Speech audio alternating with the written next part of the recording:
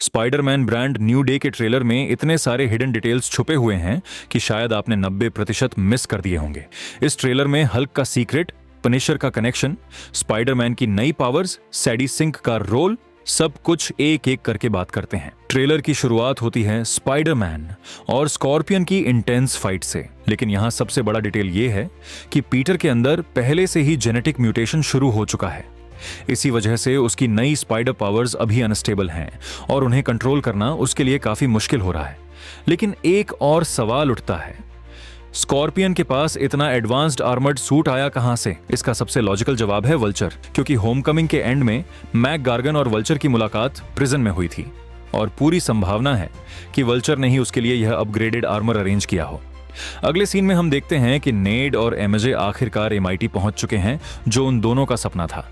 लेकिन ध्यान देने वाली बात यह है कि पीटर उनके साथ नहीं है। इसका कारण नो वे होम के एंड में डॉक्टर स्ट्रेंज का स्पेल है, क्योंकि अब दुनिया को याद ही नहीं है कि पीटर पार्कर कौन है। इसलिए पीटर अपनी पहचान दोबारा उजागर नहीं करता। वह बस दूर से उन्हें देखकर खुश होता है, क्योंकि अब उनकी जिंदगी आखिरकार सामान्य हो चुकी है। इसके बाद ट्रेलर में हमें पीटर का ऑर्गेनिक वेब देखने को मिलता है, जो साफ तौर पर उसके सामान्य वेब शूटर्स से कहीं ज्यादा ताकतवर लग रहा है। यह भी पुष्टि करता है कि पीटर के अंदर जेनेटिक म्यूटेशन और भी विकसित हो रहा है। लेकिन समस्या यह है कि वह अभी तक अपनी नई पावर्स को ठीक से कंट्रोल नहीं कर पा रहा। इसी वजह से पीटर ब्रूस बैनर के पास मदद मांगने जाता है। यहाँ एक और दिलचस्प डिटेल देखने को मिलती है। ब्रूस के हाथ में वही डिवाइस है जो उसकी गामा रेडिएशन को कंट्रोल करने में मदद करता है। और सबसे चौंकाने वाली बात, ब्रूस शायद पीटर पार्कर को पहचानता नहीं, क्योंकि डॉक्टर स्ट्रेंज के स्पेल ने सभी की यादें मिटा दी थी।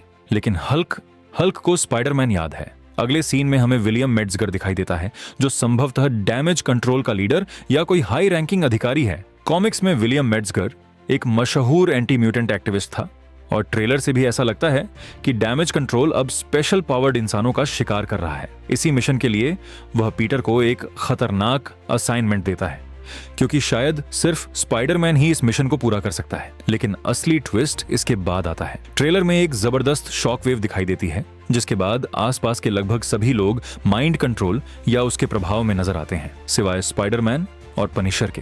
पहली नजर में ऐसा लगता है कि यह सब सैडी सिंक का किरदार कर रहा है। ट्रेलर भी उसे इसी तरह दिखाता है जैसे वही मुख्य विलन हो, और काफी फैंस भी यही मान रहे हैं कि वह जीन ग्रे है। लेकिन मेरी थ्योरी थोड़ी अलग है। मुझे नहीं लगता कि इसके पीछे जीन ग्रे है। मुझे लगता है कि असली मास्टरमाइंड जैकल हो सकता है, क्योंकि पिछले ट्रेलर में हमें उसका एक मजबूत ईस्टर एग पहले ही मिल चुका था। और अगर सैडी सच में जीन ग्रे होती तो उसकी पावर्स इस तरह काम ही नहीं करती। जीन ग्रे की टेलीपैथिक और टेलीकाइनेटिक क्षमताएं इस स्तर से भी कहीं ज्यादा शक्तिशाली होती हैं, और जब वह अपनी पावर्स पर नियंत्रण खो देती है तो उसकी शारीरिक स्थिति भी काफी अस्थिर हो जाती है। इस ट्रेलर में हमें ऐसा कुछ भी देखने को नहीं मिलता। इसके बाद ट्रेलर में हमें स्पाइडरमैन का नया एआई सिस्टम देखने को मिलता है। ध्यान से देखो, यह एआई लगातार किसी टारगेट को ट्रैक कर रहा है। हो सकता है यह सीधे मुख्य विलेन को ढूंढने की कोशिश कर रहा हो, या फिर पीटर के नए सूट का एडवांस्ड थ्रेड डिटेक्शन सिस्टम हो। अगले सीन में हम एमजे के अपार्टमेंट की पार्टी देखते हैं। यहीं एक और हिडन डिटेल सामने आती है। नेड स्पाइडरमैन से जुड़ी कुछ रिसर्च करता हुआ नजर आ रहा है, और हाल ही में आई एक रिपोर्ट के अनुसार नेड ने एक खास प्रोग्राम विकसित किया है, जिसके जरिए पूरे शहर के अपराधों और विलन्स का डेटाबेस उसके पास होगा। सिर्फ इतना ही नहीं, यह सिस्टम स्पाइडरमैन को भी ट्रैक कर सकता है और किसी भी नए खतरे की सटीक लोकेशन तुरंत पता लगा सकता है।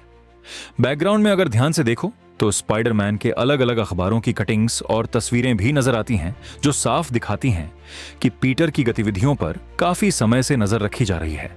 और इसी सीन में हमें एमजे का नया बॉयफ्रेंड भी एक छोटी सी झलक में दिखाई देता है। लेकिन उसके बाद ट्रेलर का माहौल पूरी तरह बदल जाता है। एक रहस्यमयी विलन अपनी पावर्स से एक के बाद एक लोगों को कंट्रोल करता हुआ दिखाई देता है, और आखिर में एमजे भी उसका निशाना बन जाती है।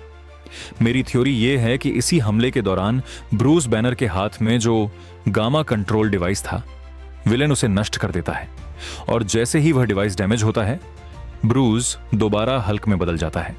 और ट्रेलर के आखिरी पलों में हमें हल्क एक बार फिर पूरे रेज मोड में देखने को मिलता है, जहां वह अपना iconic shock wave slap attack इस्तेमाल करता है।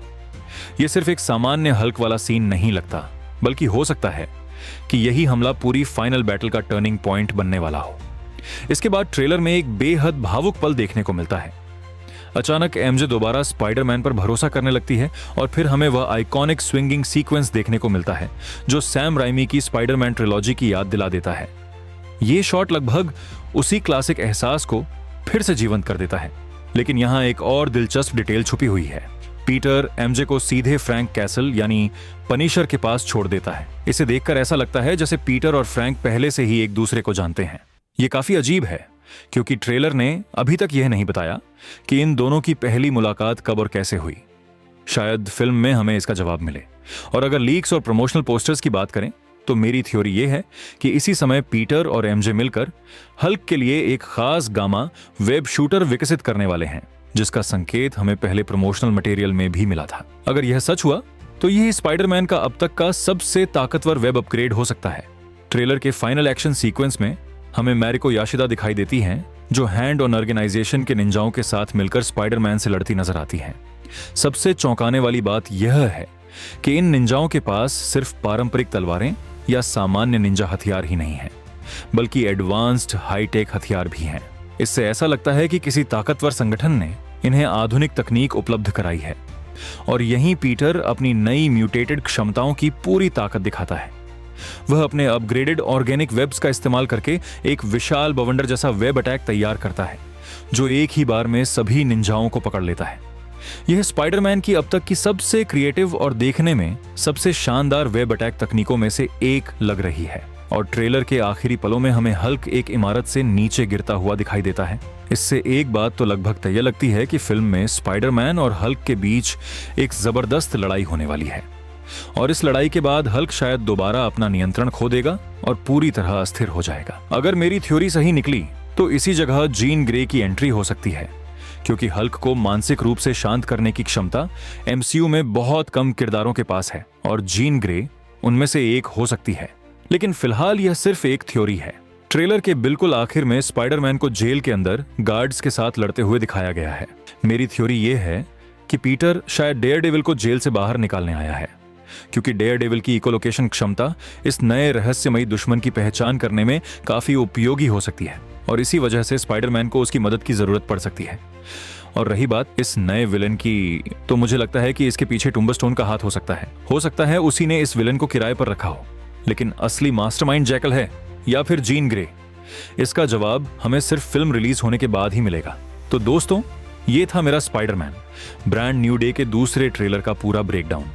अगर मैंने कोई हिडन डिटेल या ईस्टर एग मिस कर दिया हो तो मुझे जरूर कमेंट सेक्शन में बताना।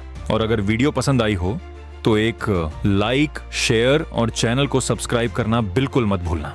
मैं मिलता हूं आपसे अगली वीडियो में।